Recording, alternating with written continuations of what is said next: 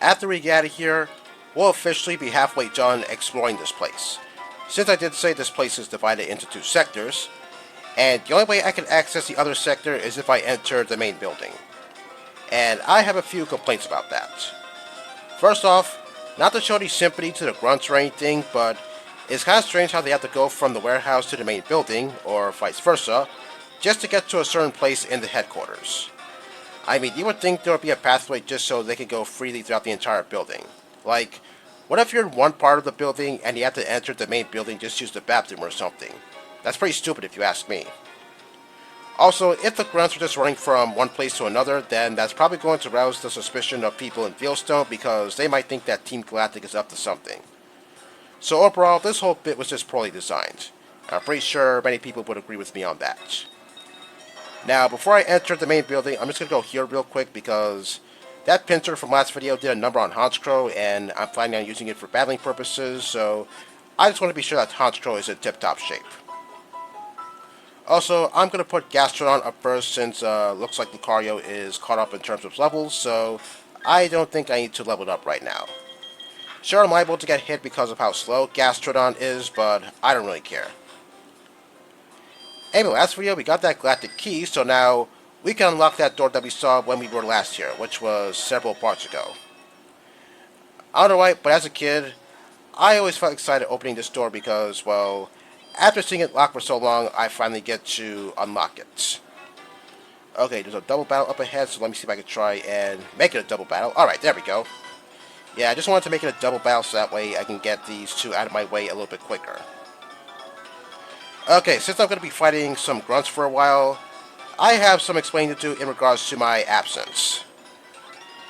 So, the entirety of the first week of this month, rather, looks to me like I didn't have any time to upload videos because, well, get this. I got sick from a certain virus. And yeah, it was absolutely horrible. It was to the point that I couldn't even do anything at all, much less make videos. Well, I don't know if I sound different to you because of the virus that I have, but if so, then I guess that's maybe some lingering effects of the virus. But overall, I'm feeling healthy enough to come back to recording. Now, hopefully something like this doesn't happen again. Okay, so at the beginning of the month, we saw that there was a 7-star Terry Battle event featuring a Mighty Empoleon. I would have talked about it when it first came about, but yeah, as you know, I got the virus, so I couldn't talk about it at all. So, looks like I have plenty of time to talk about it right now. So that event started on February 2nd, and it ended on the 4th. But if you missed out on it, then it just showed up again, starting from the 9th, and it'll end today on the 11th. So, if you didn't get that 7-star Empoleon yet, now's the time to do so. So, why don't we talk about this thing for a little bit. Its level is 100, its ability is competitive, its terra type is Ice, its nature is Modest, and its moveset consists of Surf, Flash Cannon, Ice Beam, and Grass Knot. And some additional moves include Snowscape, Blizzard, and Iron Defense. Okay, so how would I go about this thing? Well, I'm not too sure. I took a look at stats before making this video, and I see that its special defense is pretty impressive. Although, as for its physical defense, not so much, but it can easily patch it up with either Iron Defense or Snowscape. Well, I guess I'm not going to lower its stats because that means I'm going to trigger its ability competitive, and I don't want that to really spoil my plans. If anything, I guess I would probably get rid of its ability so that way I could freely lower its stats. Well, I'm not really sure which one to choose because, well, it has good special defense, and thanks to it being an Ice type thanks to its Terra type, well, Snowscape is going to give it a defense boost.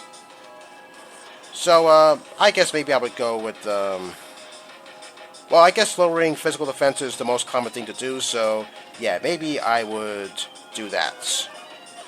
Although, one other thing I was thinking about was maybe, if it does go for Iron Defense, then maybe I could use Topsy-Turvy to invert its defense boosts. But one problem. The only Pokemon that can learn Topsy-Turvy is Malamar, and that thing doesn't have any stats over 100, so I don't know how long it could last against a 7-star Empoleon. Probably not that long, so yeah, I guess I could toss that idea out the window. So yeah, I guess I'll just go with my original plan, just by getting rid of its ability somehow. And I guess lower its stats so that way I can easily, well, maybe not easily one-shot it, but I guess maybe have a better chance at taking it down. Although there's a possibility that I could raise my stats, so I guess that could be something. Because it looks to me like it's most commonly known for getting rid of whatever negative stat modifications that it has. Okay, now before I go in there, I'm going to see what's over here. Alright, what do we have in the fridge? Drink all you wish and gain the energy to move us forward. Murky Sister drinks, huh? What kind of drinks are we talking about? I want to say beer, but I seriously doubt that beer is in the fridge in a kid's game. Yeah, that just doesn't make a whole lot of sense. Yeah, I'm trying to process that in my head, but yeah, it's kind of hard to do so. Okay, what about that book over there? Alright, what do we have here? Oh, hold on a second. The Pokemon Statues of Eterna. Okay, sure, why not? From Soul and Blade. Okay, looks like this is what it was said on the statue of Dialga, or Palkia, depending on what game you were playing. Okay, looks like we got a text here about Dialga. And let me guess, the other text is about the statue of Palkia, right? Okay, yep, definitely. Who wrote this anyway? Was it Charon? Okay, I'm not really sure. Well, whoever it was, I guess they really know their stuff. Okay, I saw that item just a few seconds ago, so I'm just going to go get that real quick, and then I'm going to move on to my next destination. So yeah, as for that 7-star Empoleon, well, I guess I would go at it with fighting type moves. But as for other types, like say fire, well, surface weighing in the wings, so I'm not really sure if that's a good idea. Same thing for rock attacks. What else? Oh, there's steel. Okay, I don't think Empoleon has anything to counter steel type Pokemon or steel type moves. Well, if anything, I guess maybe I would use a physical attacking steel type move against Empoleon because, well, I don't really use steel type moves in general because of how redundant it is. So, yeah, I guess I could go with the physical attacking steel type move. But first off, I might have to get rid of Empoleon's abilities so that way that thing doesn't really kick my ass.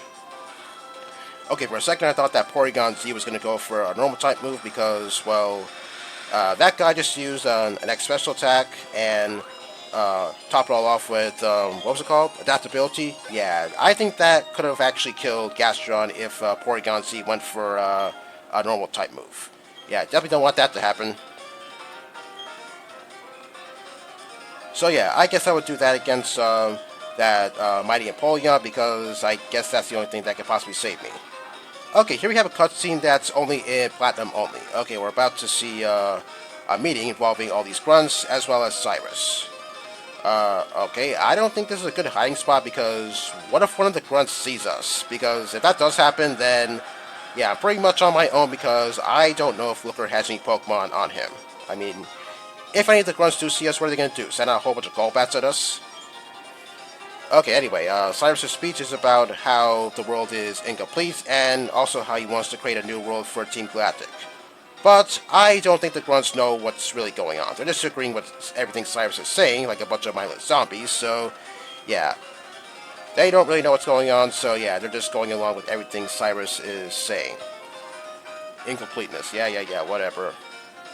I hate it with my entire body and being. Well, I don't think the grunts even feel the same about what you're feeling. If they did have any idea of what you're talking about, then yeah, I guess that would make them smart, but obviously they're not really the brightest stars in the they're not the brightest stars in the sky. Yeah, sorry about that. Yeah, I'm pretty sure Cyrus is also going to say that too, but I'm pretty sure he's going to say that somewhere else. Team Galactic has obtained the energy to change the world. The power of dreams is within our grasp. Okay, anything else he's going to say? Okay, more about his plan about how the world is incomplete. Yeah, we already know that. Though our missions may differ, our hearts beat as one. No, that is a crock of shit. Going for Team Galactic, as he's saying. But, I'm pretty sure he doesn't care about his grunts, since, he's only in it for himself. Okay, well, that's it. We're going to be seeing him, I guess, next video, since, yeah, I am going to fight him next video. Okay, just a reminder, this scene is only in Platinum only. Yes, that was the boss of Team Galactic, and yeah, he's just manipulating all of his underlings. He's 27 years old. He doesn't look 27. Just by looking at his face and how he's scowling all the time, yeah, it looks to me like he's older than that. I want to say maybe like 30 or 40, but I'm not really sure if I could really say what Cyrus's actual age could look like. Okay, this is where we're going to part from Looker. He's going to investigate this place even further, and we're going to see him again somewhere down the road. Okay, lucky for us, none of those grunts even saw us. Well, even though that's not part of the game, still. It'd be really scary if those grunts even saw us. Okay, here we have Team Galactic Nap Room. Okay, this is where you want to heal, just in case you want to, just in case you're injured, so that way you could get some health back. Okay, got a hidden Pokedoll in this bed. Okay, I'm not really sure if resting here in real life would be a good idea, since this is a building involving dangerous criminals, so yeah, I don't think I would want to rest in a place like that in real life. Okay, these last two Galactic grunts, well, hopefully I have enough time to beat them both, because yeah, I do want to wrap this up before time is up. Well, there's that battle against Cyrus, but looks like I don't have enough time to make it to him. Well, I might as well talk about the fight against Cyrus, since it is coming up next video. So after I beat Cyrus, he's going to give me the Master Ball, which is capable of capturing any Pokemon without fail. So I have used the Master Ball in all my Pokemon Let's Plays except for Pokemon Brown, since I obtained that at the very end of the game. So yeah, I'm going to use the Master Ball on Giratina once I eventually get to it. Why? Well, when I eventually encounter Giratina, it's going to be in its origin form, and its origin form has a bit more offense than its altered form.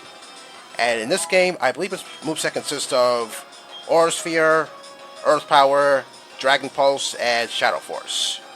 Well, Shadow Force, that's going to do a lot of damage since that is its signature move. Also, Earth Power does have a 10% chance at lowering my special defense, and if that happens very frequently, then moves like Earth Power itself, and especially Aura Sphere and Dragon Pulse, yeah, that's going to do a lot of damage to the point where I don't know if Giratina would have the potential to sweep my entire team. So, yeah, I'm going to prevent that from happening as much as I can. So, yeah, that's why I'm going to go with the Master Ball on Giratina. Oh yeah, I don't know if I mentioned this before, but I believe in this game only Seviper is Poison and Dark type.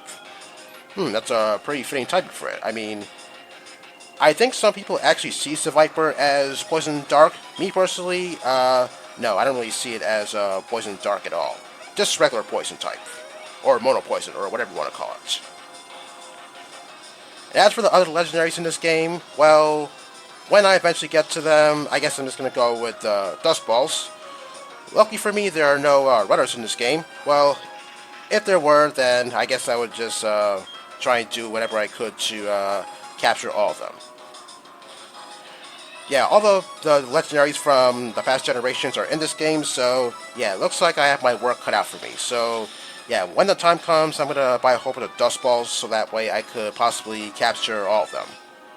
But trying to capture them won't be easy, not because of their low catch rates, but also because of the moves that they have, especially some of them in particular, like Entei. Yeah, once I eventually get to Entei, you'll see why I might have some difficulty capturing it. Also, once I do get to certain legendary Pokemon, I might have some other Pokemon on me, so that way I could possibly make it easier on myself when it comes to capturing those Pokemon. Especially the bulky ones. But we'll get to that once we eventually get to that. I was about to say once we eventually get to the post-game, but we don't necessarily have to wait till the post-game to capture all of the legendaries. Well, some of them we have to wait until the post-game, but yeah, what I'm saying is, yeah, after the Distortion World, we can actually get access to some of the legendaries at that moment.